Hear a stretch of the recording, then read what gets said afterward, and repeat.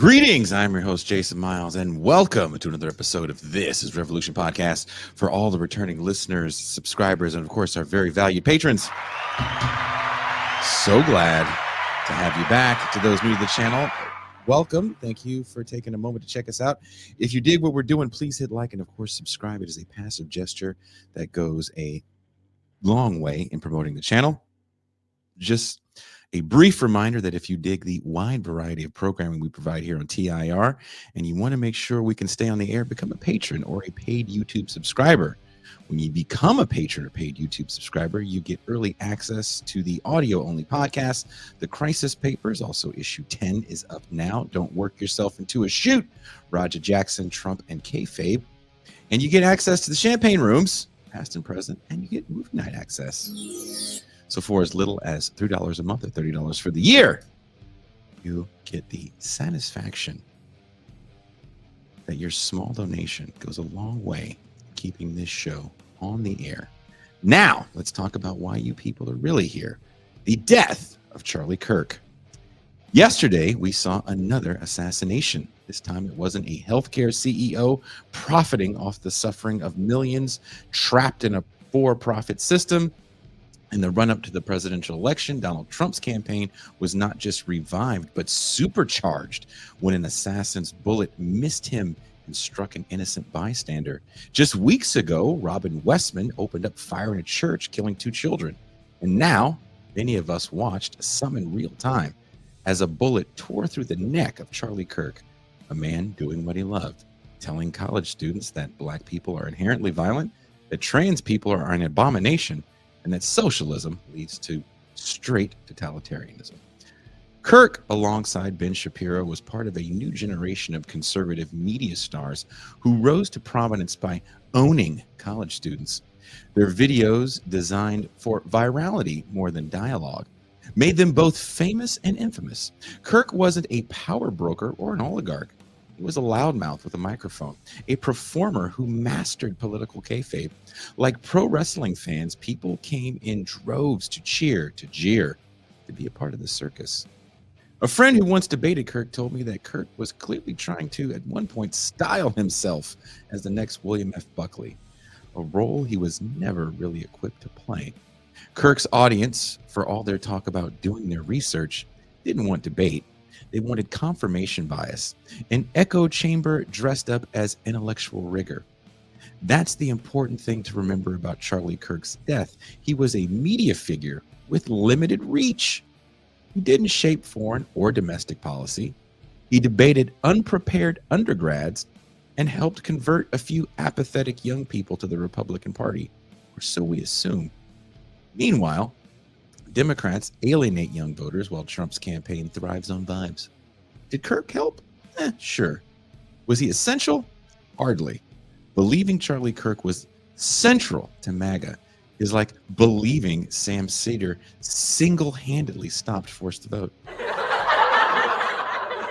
had help. Online pundits don't hold the keys to power. They're hustling merch, subscriptions, and clout. I'm convinced Kirk was a true believer, though.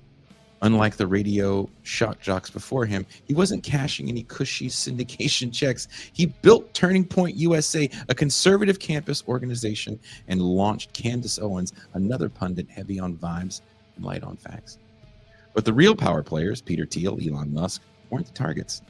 Instead, a guy who argued with 19-year-olds will now dominate news cycles and serve as justification for a White House crackdown on so-called far-left extremist violence.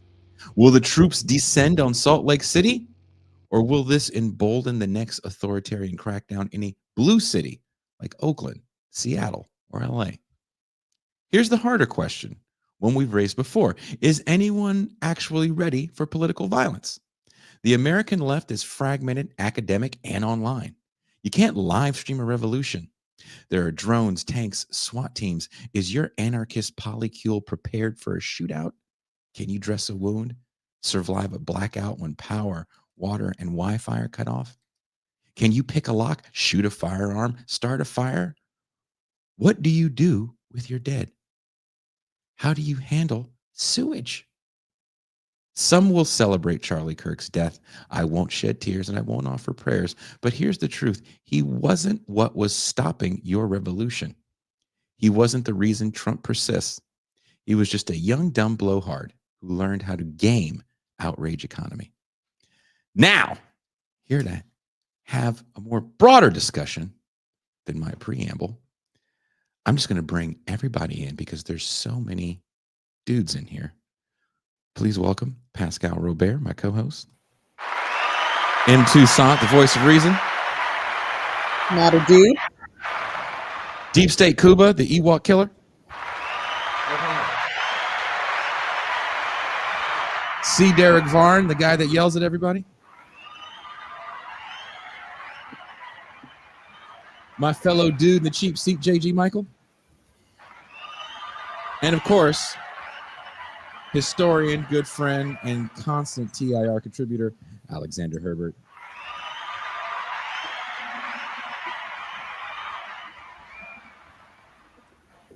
I'll start with Cuba because he's got the shortest time frame, as he is in orbit right now in one of the Star Destroyers on his way to Tatooine. Cuba. So I'll just point out some very obvious things that are appropriate to say at this moment. No country that considers itself a democracy can have politics through assassination. And it is a fundamental failure of civilized society if speech is of any kind is an opportunity for lethal violence. Democracy requires that we respect differences of opinion. Without that, the door is open to the very law that was supposed to protect Charlie Kirk is that which we're going to be relying on in the next days and weeks to prevent the retaliation from the people outraged at what happened to him. And there's no certainty that it will hold, but nonetheless, Charlie Kirk wasn't the cause of all of that. He's just another dead man at this point. Oof. And I wanted to bring up a different dead man, Ernst von Rath. He was born in 1909 to an aristocratic German family, and he joined the Nazi Party in 1932. That was the year that Hitler made his big breakthrough electorally, and it served young Ernst quite well in his career at the diplomatic corps. After a brief tour in Bucharest, he ended up in Paris, which was a plum posting. And things were going well for the young careerist, opportunist, budding fascist, until he ran into Herschel Grünspan. Grünspan was born in Germany. We could describe him as a German Jew, but because of the laws in place at the time and the fact that his parents had moved from the Russian Empire to Germany in 1911, they had no official citizenship.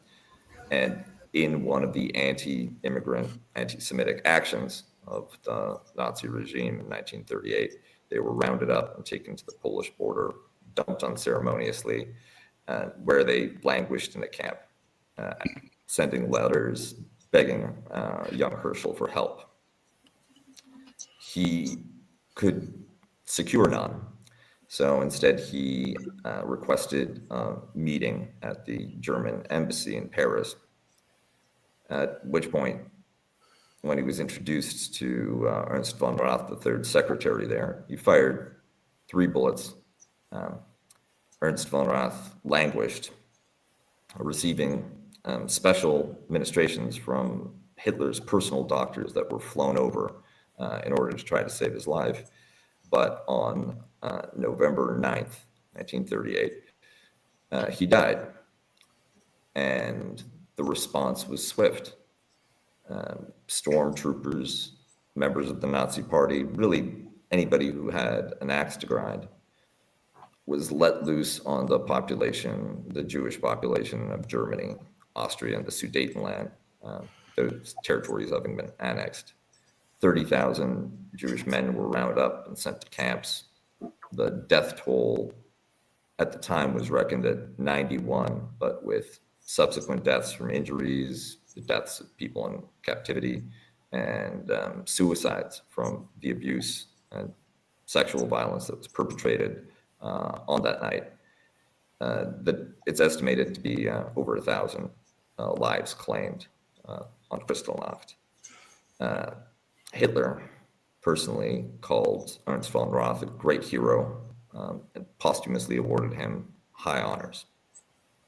I'm not going to compare Charlie Kirk and Ernst von Roth, although they were similar in age. They kind of had the whole big head, small face thing, but these are superficial similarities. Nor am I going to compare the American right with National Socialists of Hitler's Germany. After all, President Trump has pointed out that that may be the underlying cause of all of this violence. And after all, the United States is not Nazi Germany. Donald Trump is not Adolf Hitler. And I think that this would be an extraordinary opportunity to demonstrate that fact by, in this time of great sensitivity and high political polarization, if the Trump-led federal government took all steps necessary to prevent the type of outpouring of violence and targeting of political dissidents and disfavored minorities that bedeviled Germany in those nights in 1938. Now, as for everybody else, if you belong to one of the groups that Trump associates with the radical left, if you are worried that you might be conflated with sort of people. After all, the gunman has not been identified. We don't know who it is. We don't know why they did it. But already, people of power and influence associated with the MAGA movement have made their conclusions and drawn up their list of enemies. If you might fall within that list, then the most important thing to do is to look after your safety. Don't respond. Don't draw attention to yourself. Don't celebrate. Don't provoke, because the likelihood that the law will be there to protect you is dwindling moment by moment. And every utterance that's been made by people in power has added fuel to the fire rather than reduced it. So my recommendation is, as much as possible, try to avoid drawing attention to yourself, blend in, evade, escape. Consider the places that might be dangerous to go and try to stay away from there. And identify the people in your life that you can trust, the places that are safe, and try your best to both know where the refuge is and to create a refuge for people who are more vulnerable than you are. The situation is serious and seems to be escalating. Political violence tends to beget more political violence. And in this community, I think the most important thing to do is try to, as best we can, look after one another rather than chase the fantasy of transformation, propaganda of the deed leading to anywhere but the grave. That's it. Pascal Robert, I know you have something to say. Yeah, I think that what happened to Charlie Kirk was a tragedy for the American body politic overall. And I echo Kuba's sentiments that it's never satisfactory to use violence to silence political speech, even if it's political speech that we find abhorrent. Obviously, anyone who watches this show knows that Charlie Kirk's politics were far from my politics. But at the same time, watching the man be assassinated with a bullet to the neck, blood spewing therefrom, causing his death, was not a pretty thing. It was rather shocking. And at the same time, he said some rather outrageous things, offensive things to many communities that I care about, and many communities that I have seen victimized in my lifetime by political violence. That being said, I think that we have to be vigilant to try to maintain our composure at these moments and do not exacerbate the capacity for our political opposition to take the advantage, because they have the ball right now to spike it in our face by taking actions that are going to be punitive simply because we disagree with them. And I would hope that we have more sound response to their provocations than to meet fire with fire. Alex, do you want to add something? Yeah, I can add my 2 cents. I mean, I agreed with most of what Kuba said, and of course Pascal too. I don't think it's something that should be celebrated in any way. Of course, like we all recognize, Charlie Kirk said some very mean and offensive things, but you should also keep in mind the other side of the coin is that we hear to them say offensive things as well. Mm-hmm. And I do think that it's worth thinking about that in light of, you know, his defense of free speech and yada yada. That was kind of just his way of saying more offensive things, but it is what it is. And you know, free speech is something that we ostensibly hold in high regard in this country, and that's what he was doing. It wasn't things that we liked to hear, but it's also we say things that they don't like to hear. I will add that as a Marxist, I think that when it comes to political terrorism, I mean, there's been a ton of work about the Marxist approach to terrorism and how, you know, we don't condone it and how and why we shouldn't condone it. As Kuba said, you know, violence often begets more violence, but not just that, violence begets reactionary politics.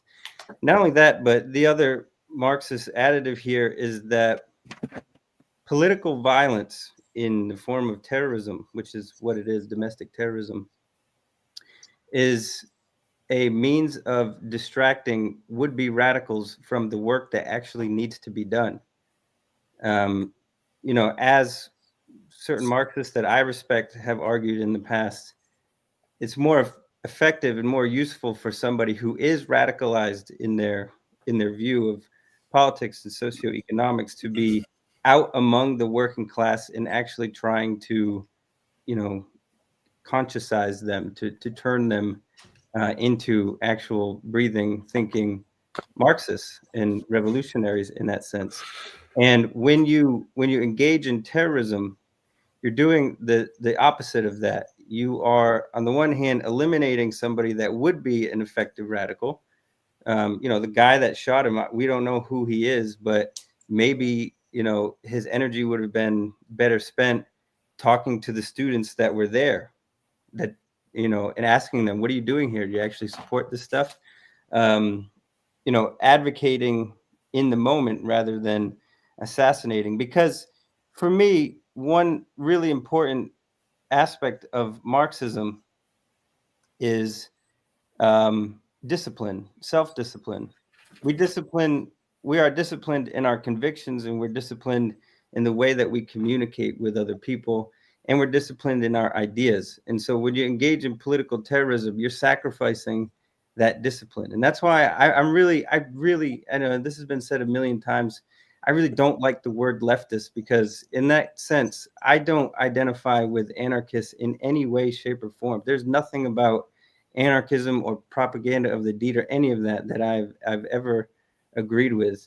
And that being said, I mean, that's the one thing that I would add to Kuba's talk in the beginning here, is that if you're not cut out to put yourself in potentially dangerous situations, or as if one of your chat said, or somebody said it, somebody quoted someone about maintaining your peace. If you're not comfortable sacrificing your peace, then yeah, you should probably seek coverage and seek to kind of lay low.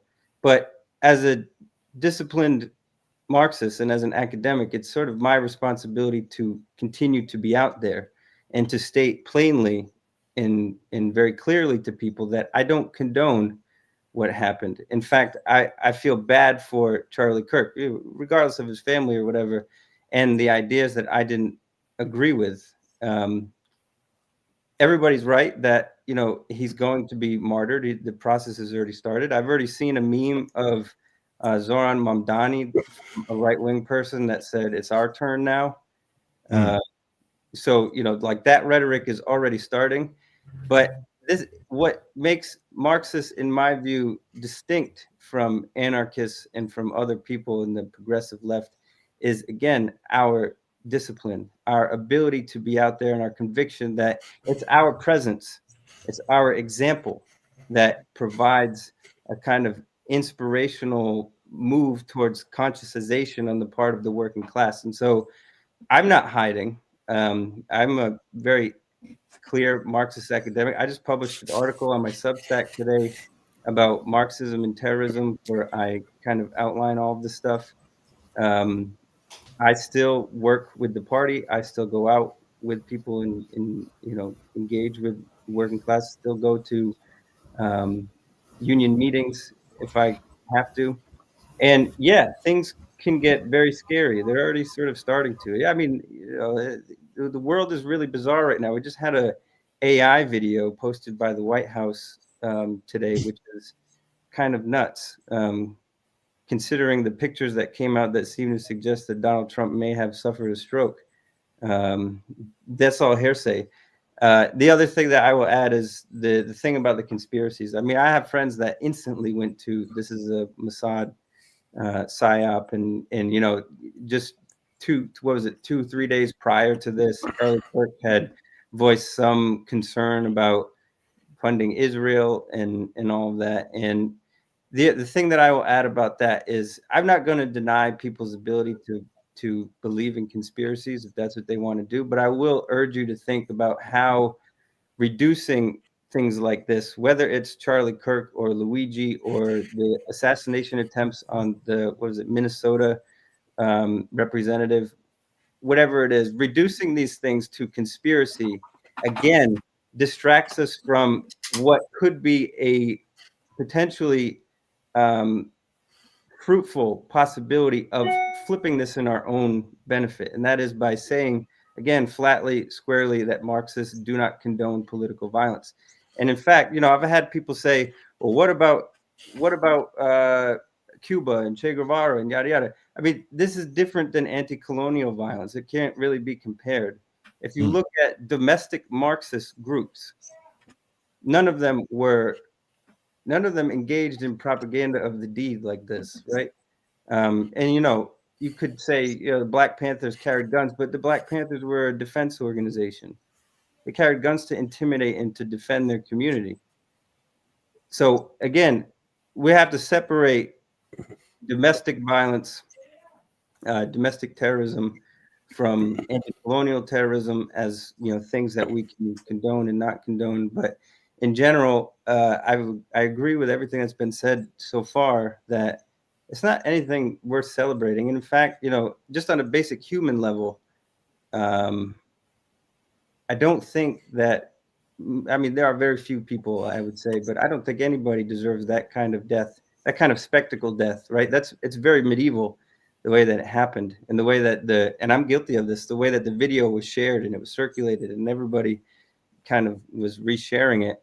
And it led me to have some pretty deep conversations with friends who, you know, are kind of fence walkers on the left about the role of violence as spectacle, right? And why it is that Americans right now seem to be medieval in our penchant to view violence, right? We want to watch somebody get executed. And there's probably another explanation of why horror genre is so prevalent right now, again, because people are satisfied with it. And it's kind of sick. And it's like Kuba said, what we have to focus on is the roots of this fascination with violence and death.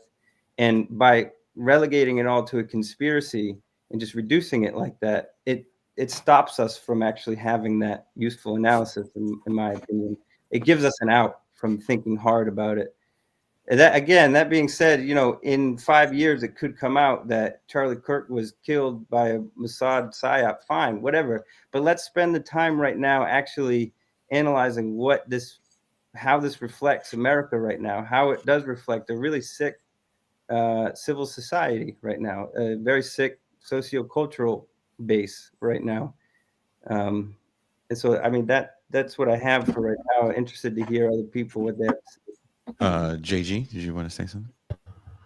Yeah, first I was going to say, I essentially agree with someone like Noam Chomsky, who would say, even if your views are abhorrent, I defend your rights to say them. I think that's all I can really say about how I feel about the assassination of Charlie Kirk. I think there are two important things that I want to discuss here. The first being, I don't think people should jump the gun in analyzing the assassination itself, in the sense that I believe as of this time, we still don't have a killer and we still don't have a motive. It could have been a groyper. It could have been a leftist. It could have been a member of the Order of Nine Angles. It could have been a crazy person that thought aliens were telling them to do it. We don't know.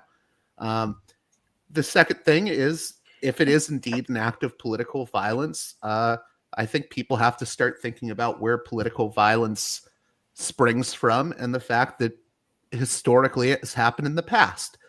And that's not me condoning it, but I do think we're in a moment where we could see more of it. And I think that we live in a system currently, the sort of liberal democratic system we live in, the political order is under strain. And there are people that are saying, I no longer respect the proceduralism. I don't feel bound by its rules. That's where I think political violence springs from. Whether you look at someone like Timothy McVeigh or the Weathermen in the 70s, these are all people that said, I no longer respect the reigning political order's legitimacy. So I don't feel bound by its rules. And I think people have to really talk about that being the root of political violence. At least that's how I see political violence. I think that's the root of it. And I think people have to discuss that more. I don't have much more to add other than that, but I think people really have to home in on why political violence occurs without condoning it and just essentially analyzing it in a way that's purely analytical. C. Derek Varn. Oh, shit. So I guess I come at the end of this first round of commenters, and I'm going to say something a little bit different.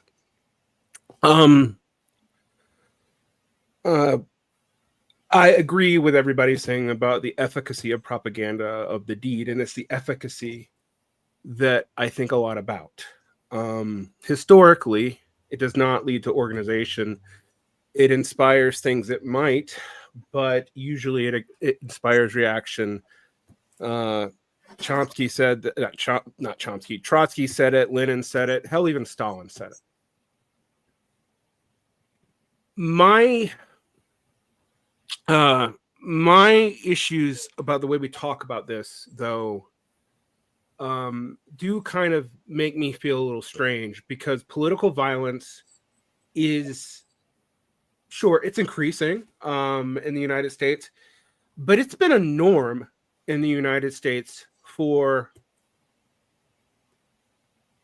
most of American history. I mean, we can think of like maybe half decades that didn't have a bunch of it, but bombings, assassinations, assassinations of media figures, assassinations of politicians, assassination attempts on politicians. This is incredibly common in our history. All right. From McKinley forward, and I'm not even getting into the 19th century.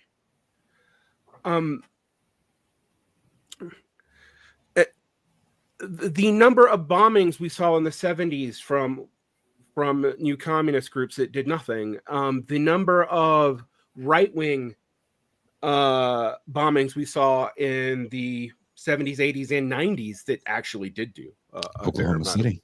Oklahoma City, the Atlanta Olympic bombing. I mean, I can go on and on and on. My point is, what seems to shock everybody is that this is a influencer media figure. And for people who are increasingly influential in politics, they've been relatively untouched from it. Now, that doesn't mean I think this is good or to be celebrated. I don't. In fact, JG's thing that we should analyze this relatively coldly is actually probably correct. And I just wanted to bring a few facts to bear because this touches me directly in ways that it doesn't touch a lot of other people here. I live in Salt Lake. I have been to Utah Valley University's campus multiple times. All right, I'm not going to go into any more than that, but I'm going to say that yesterday I didn't have time to listen to X or Twitter or Facebook or Instagram or TikTok because I had to do real things in response to this. Orem is in Utah Valley County. Utah Valley County is one of the most conservative urban areas in the country. UVU is not a conservative school. It's not like Liberty University or BYU, but it is a commuter school. It is a commuter school with an open quad where you see these kinds of things all the time.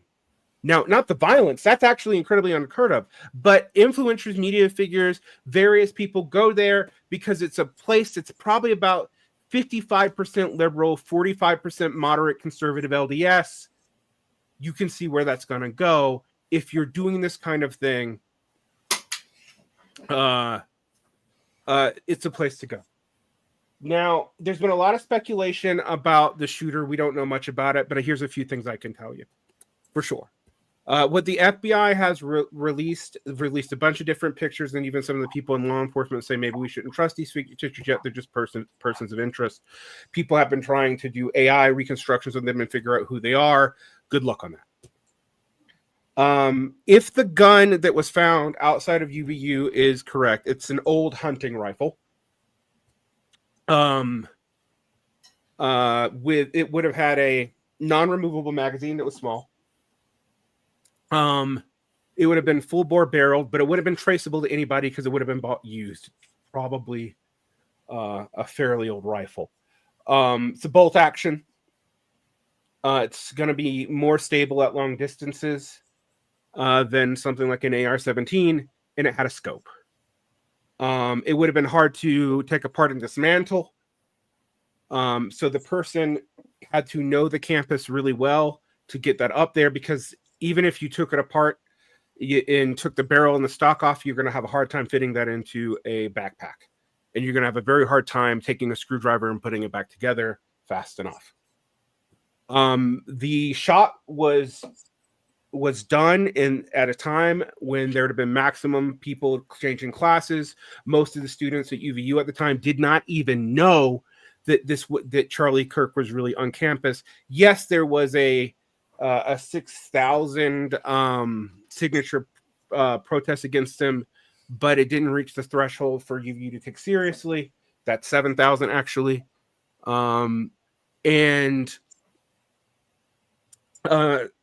It's hard to say, beyond the fact that the shooter knew the campus well enough to know how to get on top of a building and knew the time of the classes, anything else about that. All right. We don't have any idea the ideology. We don't have any idea like if it was personal, but what we can say is the person knew the campus and they knew a fair amount about shooting. But despite what you hear about people screaming about Mossad and professional agents, a standard hunter who is trained in the West could have made that shot. It would have been between 140 and 180 yards, at most 200 yards, but it's actually been whittled down, and debates about where the shooter was. With a scope and 20 to 40 hours of range experience, which is not hard to get in Utah, because this is not a wooded area. This is a desert. If you go hunting, you're hunting long range. You would probably have those skills. Also, Utah is a complete free range carry state. I can carry in Utah. I can conceal carry in Utah without a permit. I have said permit. I don't carry anymore, but I do have it.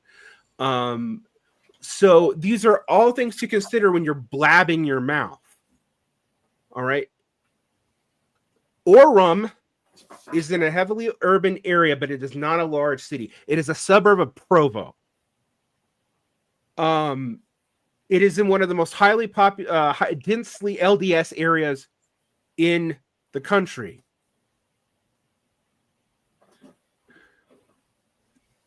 So I want to spell this out for people when they're speculating. UVU would not expect any of this. There would have been no security there. In fact, if what people have told me from campus is true, there wouldn't have been even emergency vehicles there. He was probably, and I don't know this for sure, carted off to the hospital in an SUV. Now, the media has been utterly irresponsible in the way they talk about this. They didn't even do due diligence. The person who broke Kirk's death to the public was the president and not the media. Probably because no one thought anything important would happen in Orem. So, I contextualize this for you. All right. Now,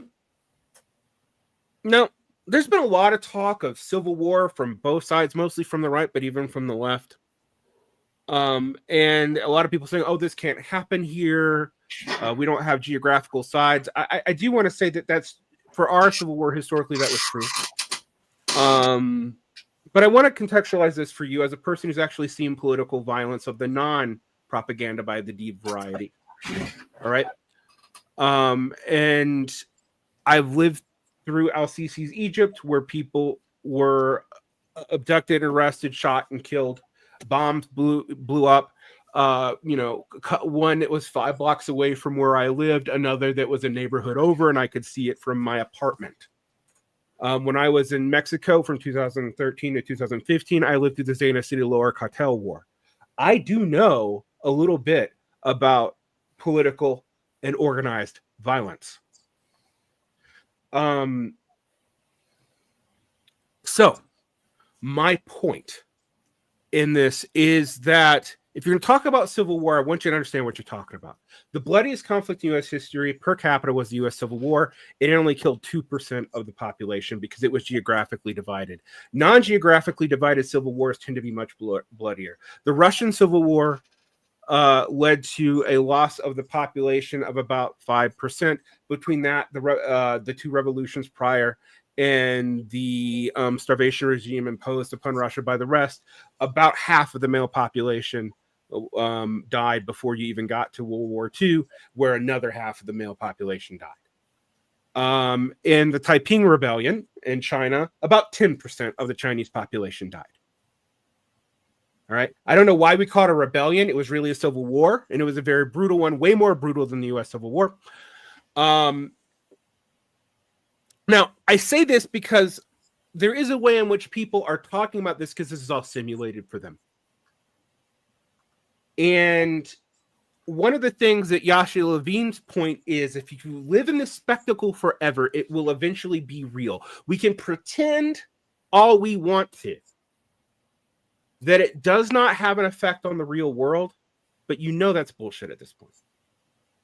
Now, saying that, I'm also going to say people talking about whatever on Twitter, while it may put individual targets on their back if there's repression coming, and there might very well be, I'm going to say the shit posting probably isn't going to change that. I'm not saying people should do it. I personally don't. But if this has already happened, the event that has made it, it's going to make this happen, has already begun. The question now is, what are you going to do to respond to it? And are you going to be responsible and disciplined or not? Because I can tell you that all moral considerations aside, and I do have moral considerations personally, but I'm not here to lecture you about that. All moral considerations aside, this is unlikely to go the way anyone expects it to go if it continues to heat up. These things spiral very quickly. You know, and there's all kinds of comparisons to like the days of lead in Italy. Or the various kinds of violence, in Germany, up into the 1970s. My thing about that is those, however you feel about them, were done by organizations. This does not seem to be. I mean, gust of popular feeling do not a organization make one way or the other. Mm-hmm. And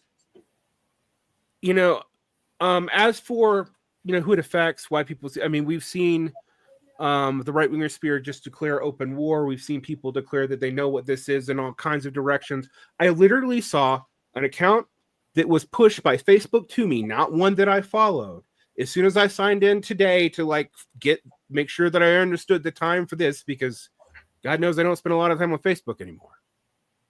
But it was pushing that this is a Mossad act, and it had 10,000 likes.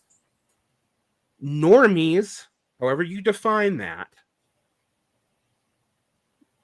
are getting this stuff now. I know people who did not know who Charlie Kirk was, who have talked to me about it in the last 24 hours and have even mentioned the conspiracy theories. So if you think this is going to stay contained to the internet, you are wrong. I think you said something that was very important. For all of us who are very much online, I don't think we have to realize many people in America had no idea who Charlie Kirk was. Many people who are not online, who are relatively, serious consumers of news, did not know who Charlie Kirk was. So they are being introduced to this guy as we speak.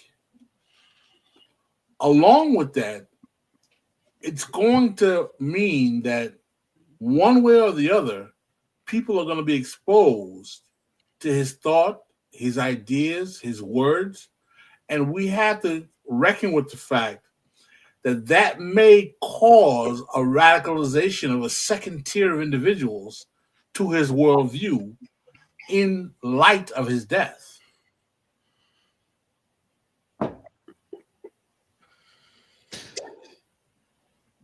Toussaint, did you want to add something? I did. Thank you. I just want to say that we have a lot of viewers today. I hope all of you guys hit like and subscribe and become patrons and join the show on YouTube and tell your friends about this, because I've watched a lot of hours of coverage about Charlie Kirk on different podcasts and the news, and I haven't seen anything like this anywhere. So please do support us. I've been enjoying the great analysis and the show so far. Charlie Kirk was not a fan of Martin Luther King Jr., but we are friends with at least one Reverend Doctor on this show. His name is John Graham. He posted something on Facebook, and I'd like to read just part of it. It might be a little remedial for our audience, but you can pass this on to your normie friends and family if it doesn't work for you. He says, please be careful who you allow to help you process these intense feelings. Please be very careful who you allow to interpret yesterday for you. Please be especially careful who you allow to tell you what people who aren't like you are, quote unquote, really feeling and thinking right now. So I think particularly for our friends who don't know who Charlie Kirk was, this might be helpful for them. But I think also for us who are more in the know and more familiar with Charlie Kirk, I think we should avoid the pressure or temptation to make a public relations statement on social media right now. I don't know that it adds anything but noise to what's going on, and it could put a target on your back right now.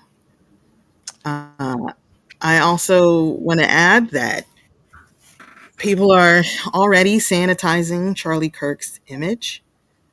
They are repeating that he was a husband and a father. And it bothers me personally because I know that there are a lot of men who are violent or abusive or say hateful things or just put a lot of hate and negativity out into the world who have wives and children, and they are able to sort of use them as a shield. So I hope that maybe we can start to dismantle that kind of shielding, that kind of protection that a lot of people do benefit from. I had a little bit more that I wanted to say about Black people's response to this. There are Black people saying this is not a fight, stand down, but that has been the call for a while now. I'm not entirely sure what that is supposed to be about. What are Black people supposed to fight? Exactly. Charlie Kirk certainly Are had a we lot. fighting Kirk, or are we fighting? What are we doing? He died saying things about Black people. In a So, way, yeah. it does certainly involve us. You do have people online like the Cartier family. I don't know if you've heard of them. The diamond people? They make nice watches? They're Black dudes, Make and those they're watches? right wingers. And they made a video defending Charlie Kirk and mourning because he was nice to them. And he took them on a trip and invited them somewhere. Hmm. So, got some chitlins and fatback. yeah, It's there generally do, all it takes, you know. there do seem to be a number of Black men online Mhm. defending Charlie Kirk right now. And these are the ones Some of who it have is fake, drifted though. towards the right already. Some of it is fake. I've seen, I'm not even trying to be funny, 20 posts from 20 NFL players that didn't post it about Charlie Kirk and donating to their family. I think some of those people are going to start learning more about Charlie Kirk, as someone said earlier, and then maybe they will also have some kind of rightward drift. But to an earlier point made about propaganda of the deed, we don't know who did this and what their motivations were, but we do know that there's something going on with the historically Black colleges and universities right now. So it's possible that this is related and they are being targeted. So, I mean, just something to keep in mind that these things boomerang back to the left. And if any of us are going to consider engaging in that, we definitely shouldn't. Charlie Kirk brought out two sons of inner race woman, boy. Well, let me ask a question. We'll start with Toussaint since she's right here. Do figures like Charlie Kirk actually influence political outcomes, or are they just performers in the outrage economy? They absolutely do influence political outcomes. Charlie Kirk is being put up as a person who helped to tip the scales in Trump's favor in this last election. He has conventions for influencers that or aspiring right-wing influencers, teaching them what to say, giving them talking points, probably also giving them financial support, and it helps.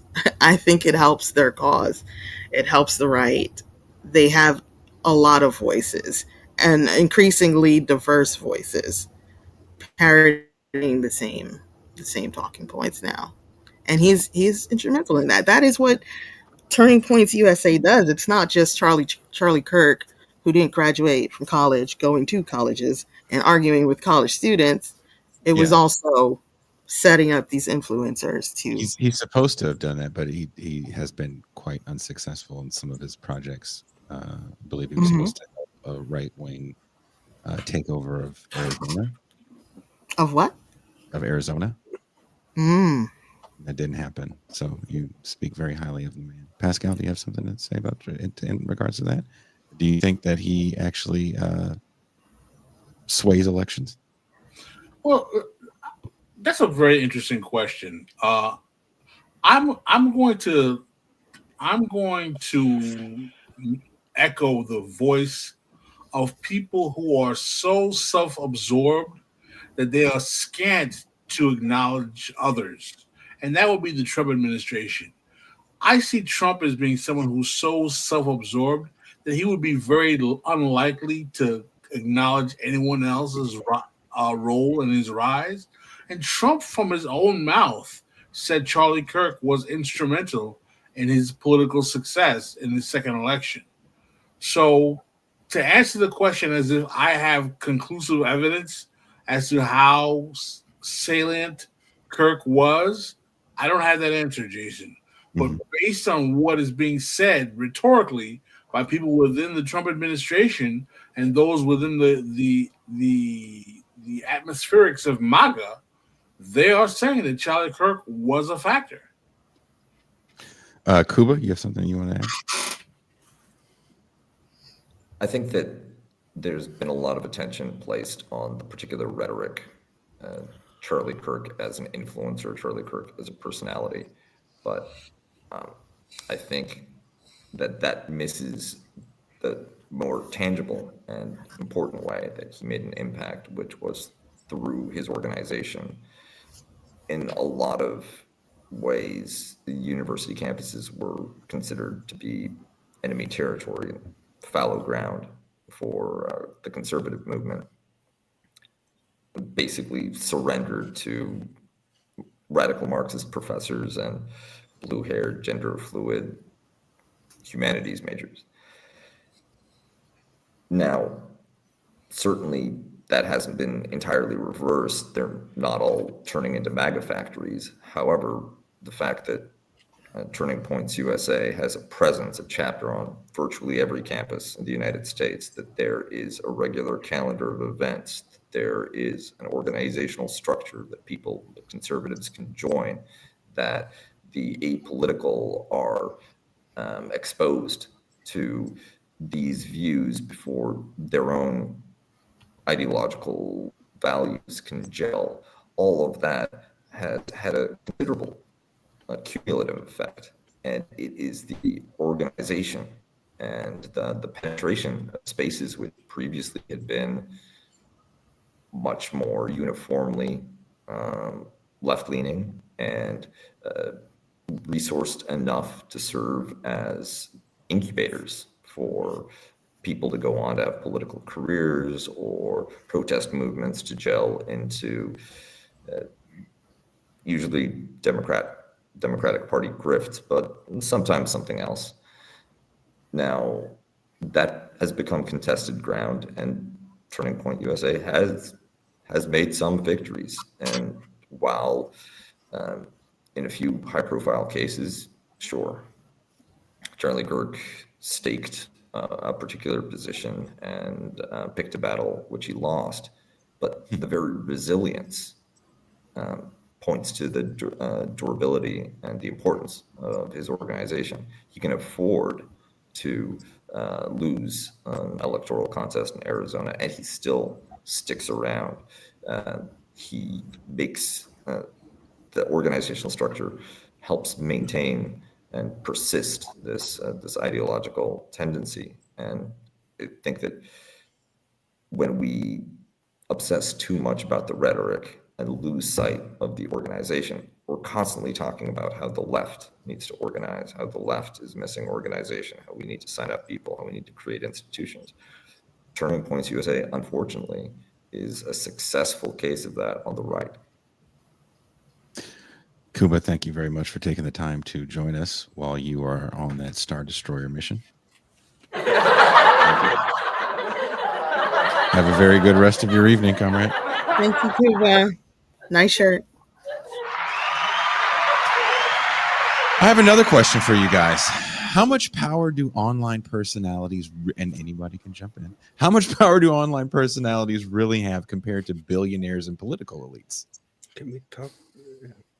I want to actually talk about this because TPUSA is acceptable because of high-level organization. It has high-level organization because it has money. Now, before I hear the normal, the left doesn't have money. It depends on which left you're talking about. But clearly, if you followed before, this erased all of our memory of what happened even yesterday, much less last week. You were following the Chorus scandal and the 1620 scandal and the fact that progressives have been fairly unsuccessfully trying to build up a counter network to replace MSNBC since it's not very effective anymore, and reach out through TikTok because they lost the Zoomer mojo in the middle of 2022 after October 7th. I say that because I think when we talk about someone like Kirk, we actually completely misunderstand his role. He had a role. He has ties to the administration, clearly.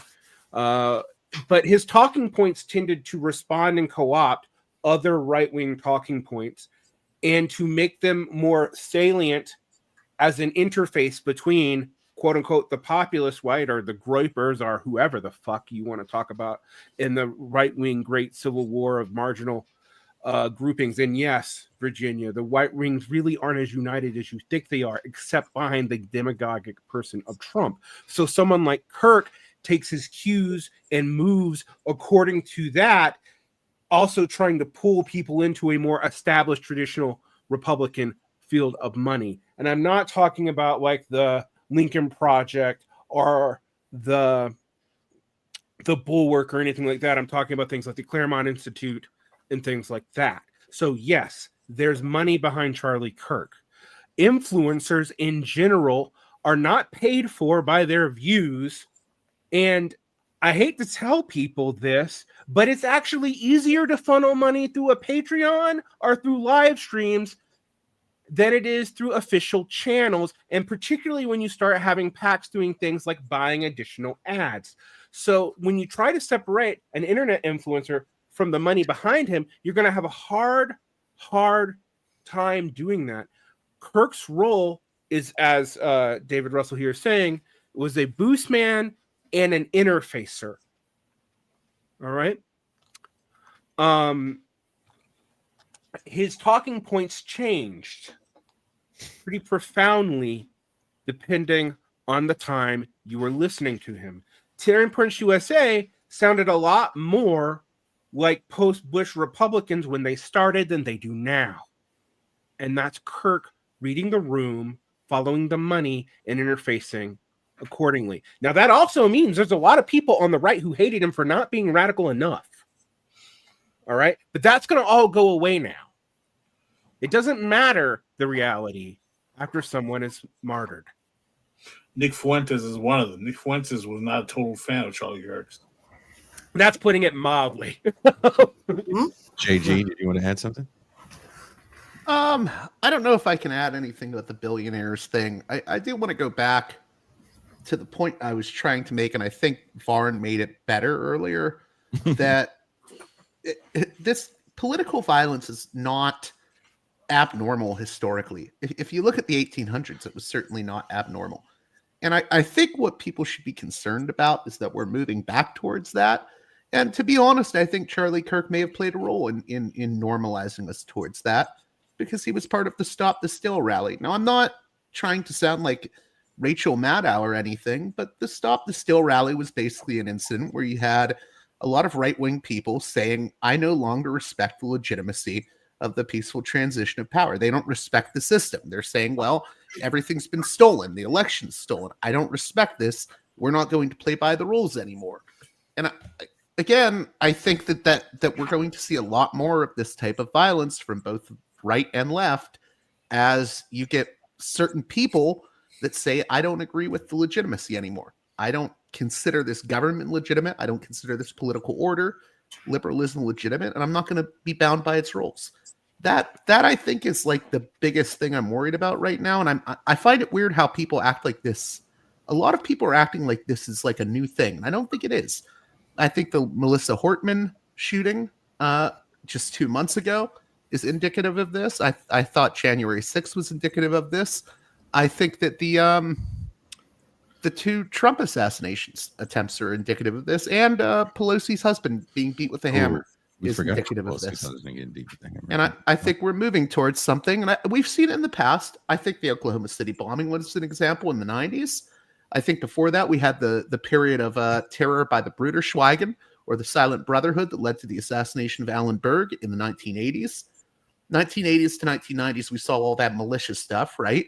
And then I think before that, you had terror in the late 60s and 70s. There was a lot of social tumult. And then if you go back, like I said, to the 1800s, I mean, political violence was fairly commonplace and normalized in comparison to today. And I think that point is really being overlooked. We may be moving into a period where this is becoming normal again. And I don't think that's a good thing. Like I'm not like condoning that or saying that's great, but I do wonder if that's where we're moving towards. And I'd be interested in what both Derek and Pascal in particular have to say about that, because I think they both have like a good grasp on history. Let's get Alex in here before we get to Pascal. And Alex as well. I'm sorry. Look at Alex. Looks like he went to political violence right now. Yeah, I mean, I am a historian by profession, so I know something about history a little bit. But that also means that, you know, there's a lot of political science and contemporary stuff that, as much as my historical knowledge can shed light on the past history does rhyme. It doesn't repeat, but it certainly rhymes. You know, the knowledge is limited. What I will say about today, the world that we live in now, is a lot of, I think, because of social media, because of, you know, the podcast area and everything, because of all of the stuff where we are, because of wokeism, because of MAGA, et cetera, et cetera. I think we live in a time where a lot of people who don't know any better, they act as though, or they believe that culture is its own base in and of itself. You know, thinking about the base superstructure thing, I think people approach culture as a base in and of itself. And so in light of that, in response to the question about Charlie Kirk and his relative influence, I think that he really is much more influential than we like to give him credit for, maybe, or will be, because of the way that culture works nowadays, as a tool within of itself.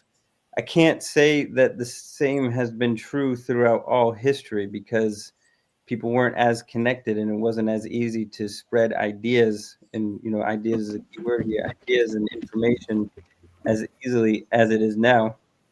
And back to the question about history and political violence. I mean, yeah, we can drop moments of political violence in history and we can draw connections between them all. But something that, at least in the United States, with the exception of the Civil War, and maybe a few other isolated incidents, well, I think the Civil War is really the only one, in the Revolutionary War.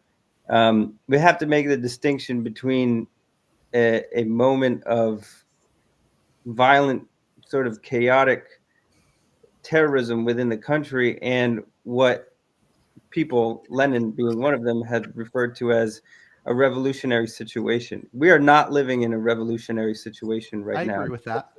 Damn. Okay. We are living in a moment of protracted violence.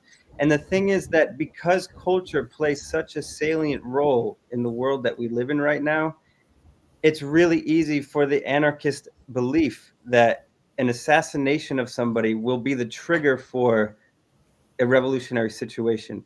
But there has never been, at least to my mind, an assassination in history that has precipitated directly a revolutionary situation. Now, some people would say, well, what about Franz Ferdinand? He didn't cause the First World War, right? His assassination was sort of the top of a long list of things that helped to facilitate a war that people had already known was on the verge. I mean, Christopher Clark has that great book, Sleepwalkers, where he talks about this, that people were expecting war for a very long time before it actually happened.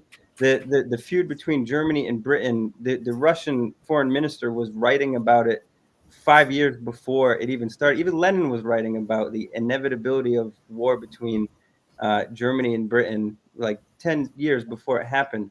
So this idea that assassinations, the killing of somebody, political, whether Trump or whether Charlie Kirk, anybody within this cultural sphere in which we live in, the idea that that is somehow going to precipitate a revolutionary situation is farcical.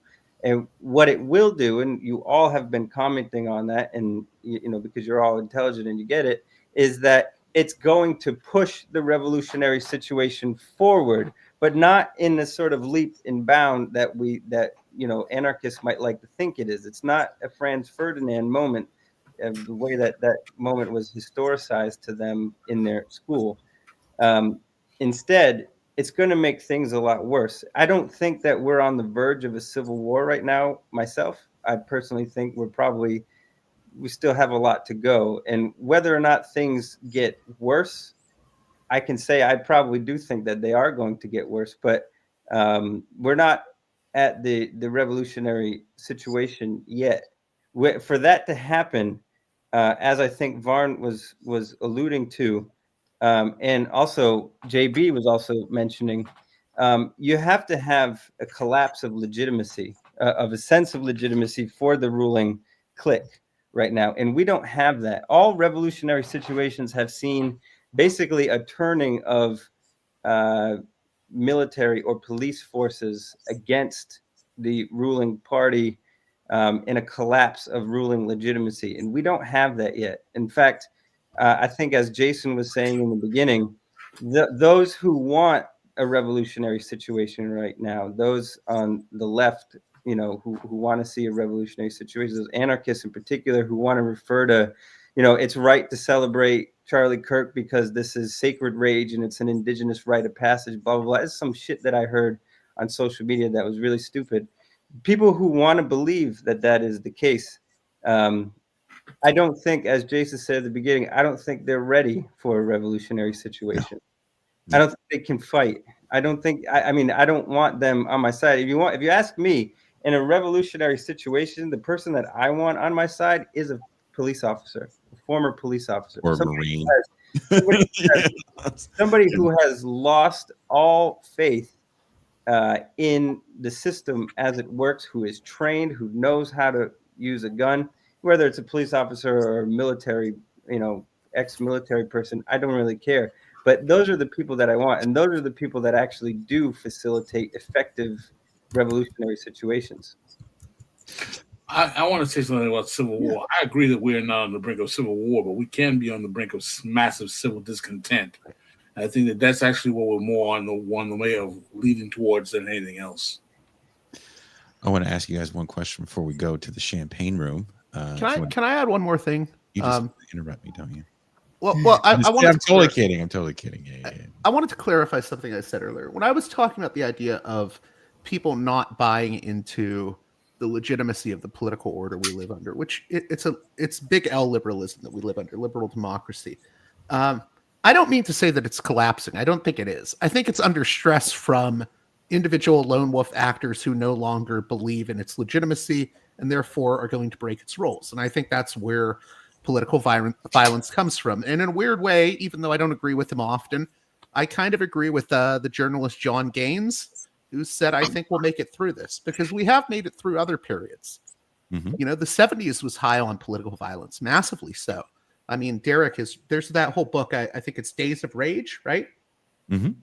I mean, we have gotten through periods. I just think that the system is under stress right now, and you have individual actors who are engaging in essentially political violence, and I don't think it will go anywhere good. I do think there could be a police state backlash to it, but I don't think it's like the legitimacy is collapsing. I think it's collapsing for individual people. There's like individual lone wolf actors that are not buying into it. So I hope that clarifies how I think about this a little bit more, because I think that wasn't clear earlier. No, I understood that that's what you were saying.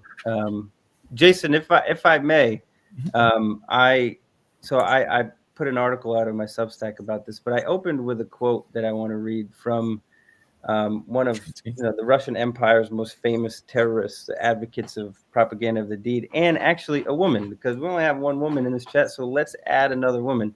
If I may read her quote. This is from This is Vera Figner. This is from her Memoirs of a Revolutionary, where she talks about the process of radicalization and what brought her to violence. She says, if any group in our society had shown me a path other than violence, perhaps I would have followed it. But as you know, we don't have a free press in our country, and so ideas cannot be spread by written word.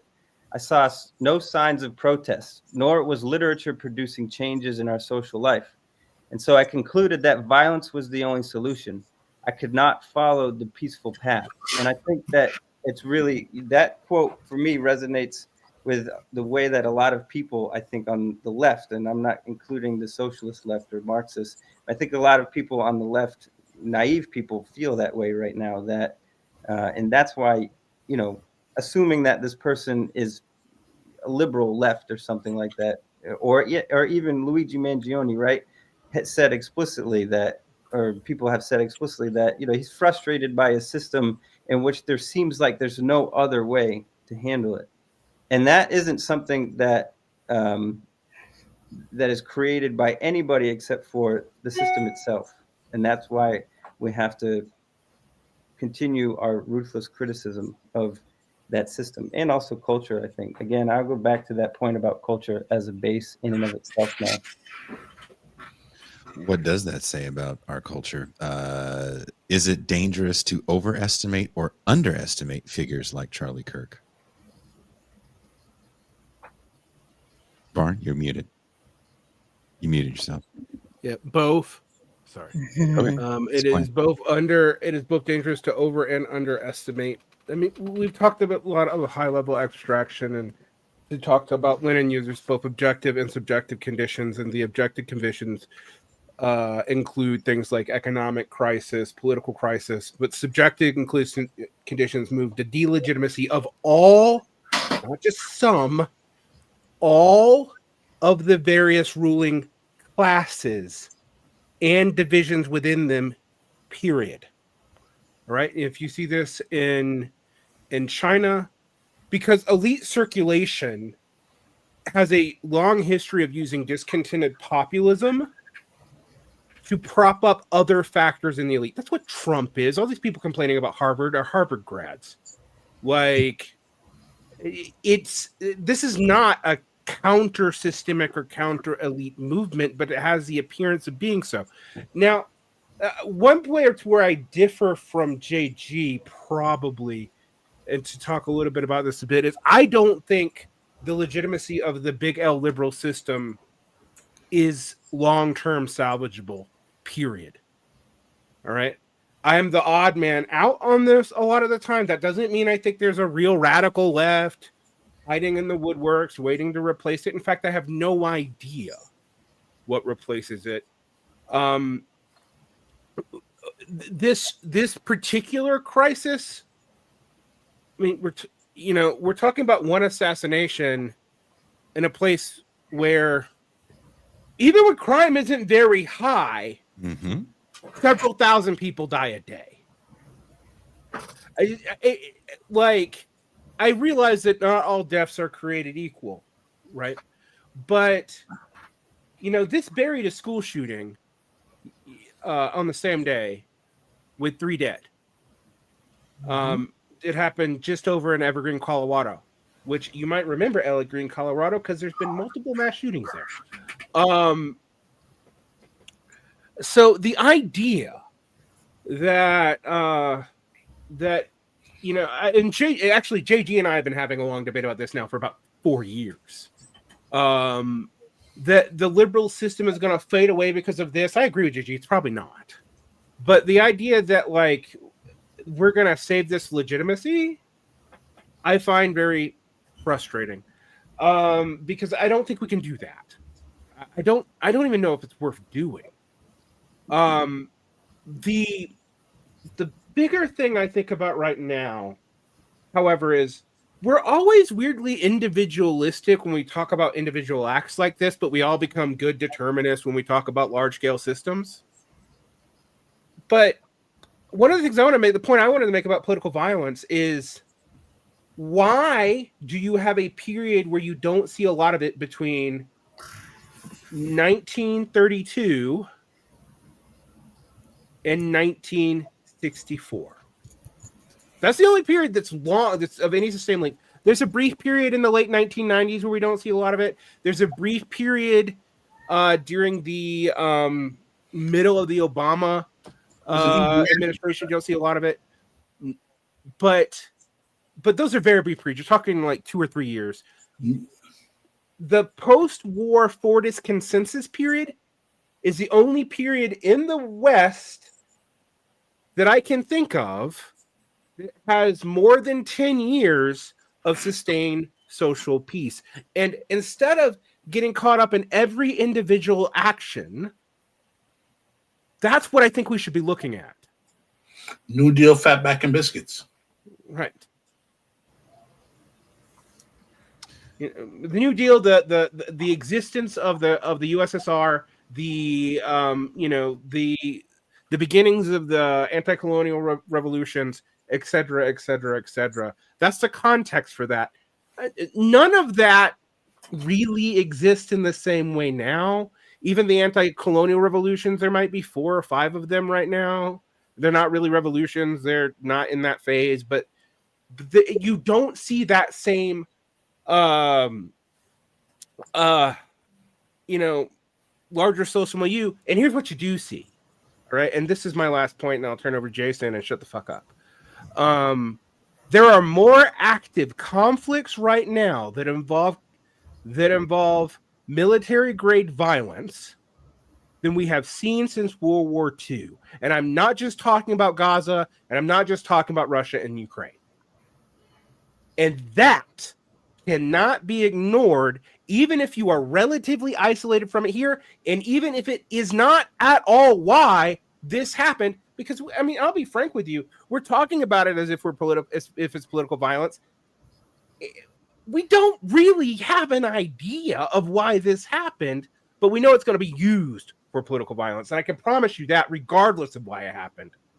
Like, if it's just like we don't fully comprehend the first Trump attempted assassination, but it doesn't matter how that's going to be weaponized. Now, that died down because nobody could get a good angle on it, but that's not going to maintain forever. And eventually it's not going to matter, because in the spectacle and the speculation does eventually win out in the popular consciousness when social conditions and economic conditions are frayed.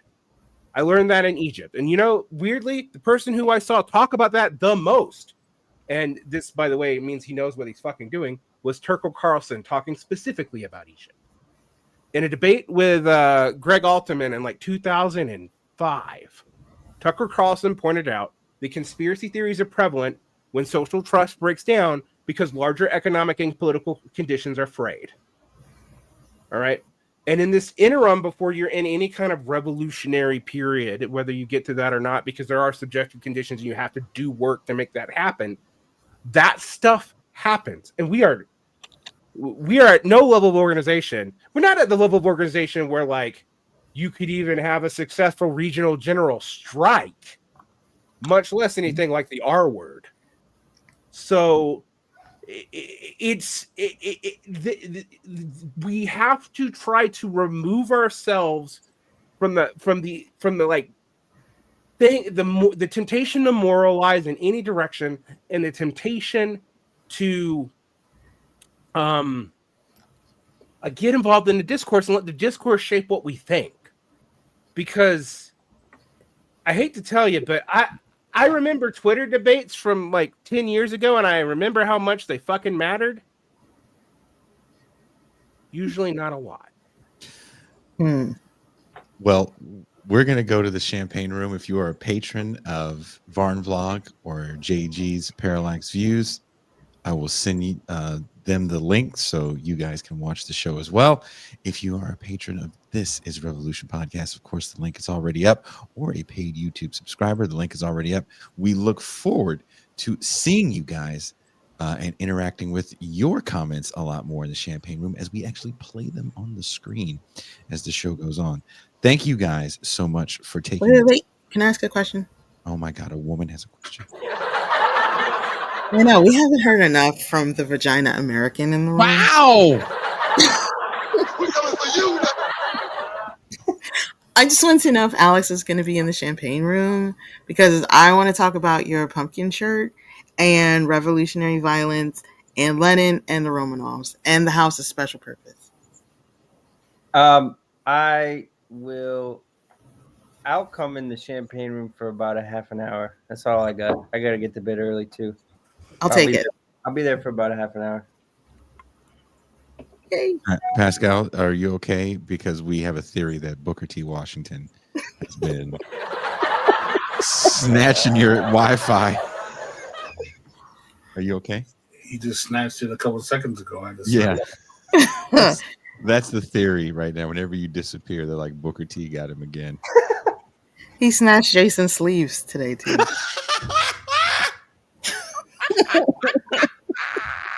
That's not Booker T. That's Booger T. That's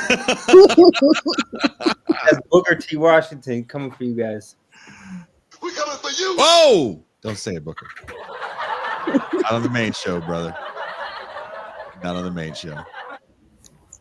It's a good thing I'm not monetized ever.